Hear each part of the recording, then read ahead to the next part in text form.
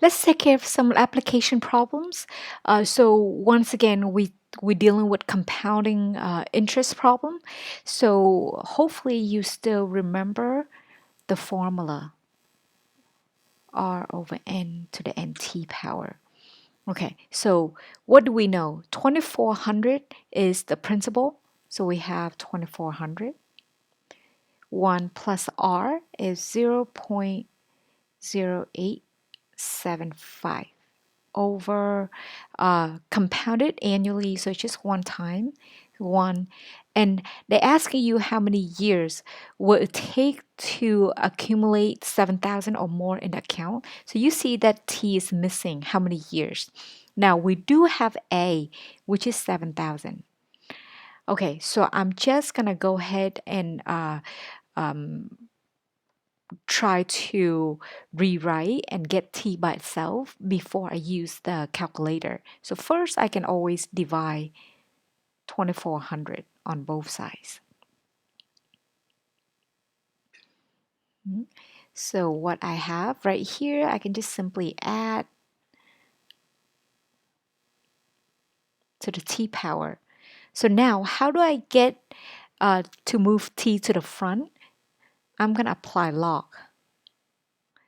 So let me just rewrite. So I have log 7,000 over 2400 equals to t.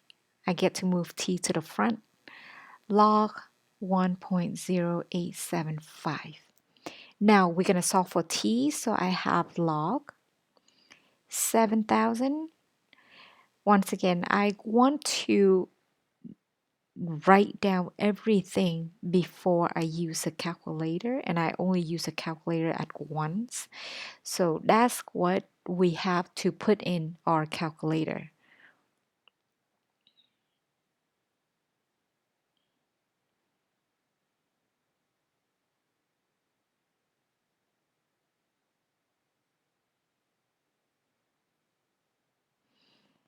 All right, so what do we have? We punch in, we have log 7,000 divided by 2400.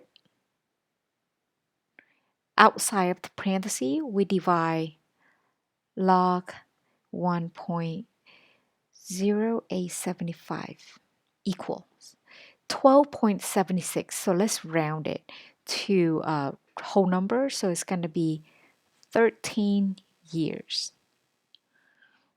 Okay. So that's the problem that we have. That's the current problem. Let's take a look at number 30. So we have a certain loan program offers an interest rate as 5%, compounded continuously, assume no payment. So this time, instead of having a compounding number of compounding period, we have compounded continuously. So we have to use a different formula. So we're going to use A P E to the RT. Okay. So how much would be so how much would be owed after 2 years on the loan? So we're looking for the final amount. P, the principal, is 3,700. E, 0.05. T, how many years? 2 years. Okay, so this is simply using calculator. So hopefully you know how to use a calculator by now. 3,700, and we have the E function.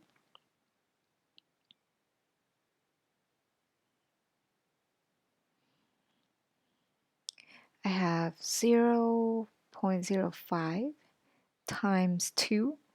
Notice for this calculator, because I have everything on the screen for me, so I know that it's correct.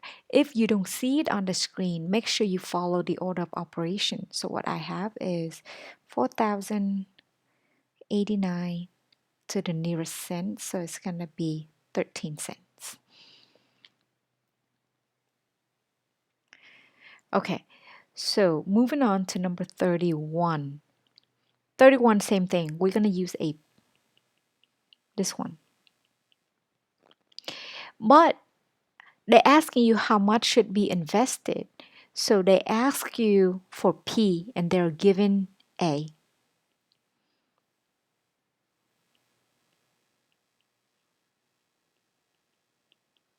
T is 4. Okay, so this time I'm going to take 3,000 over e to the 0.055 times 4. Okay, so once again, I'm going to use a calculator, divide by, to be sure, I'm just going to use the parenthesis to make sure that I divide the whole thing.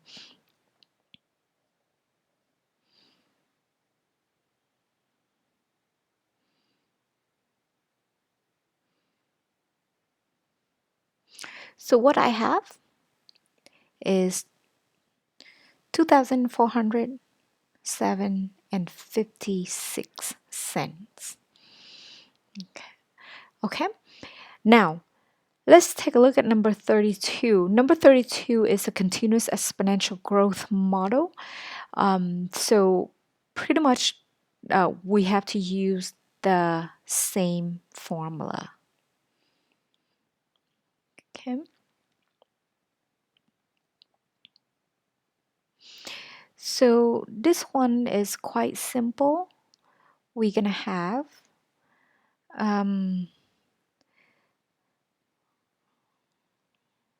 so we have P and the rate,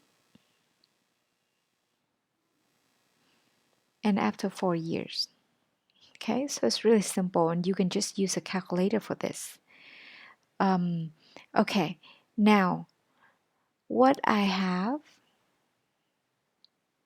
for this one, so we have increase according to the continuous exponential growth model. Once again, we have to use this one. And the growth rate is 1.1% per hour. How many hours? So this time they're asking you for the time.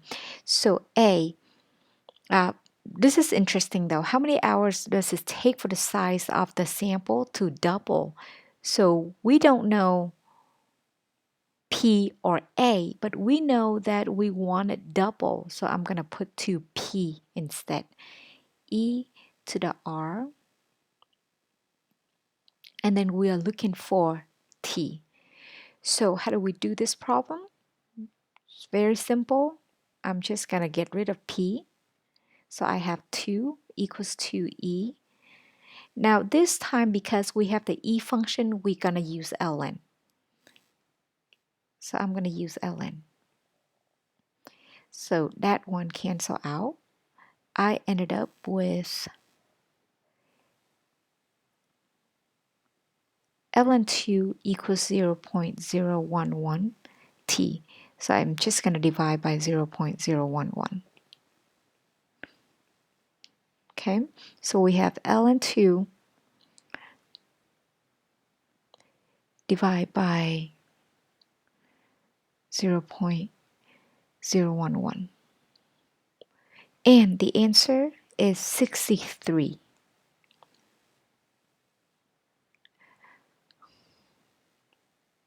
0.01, nearest 100. So 63.01 hours. And that's how we take care of these problems.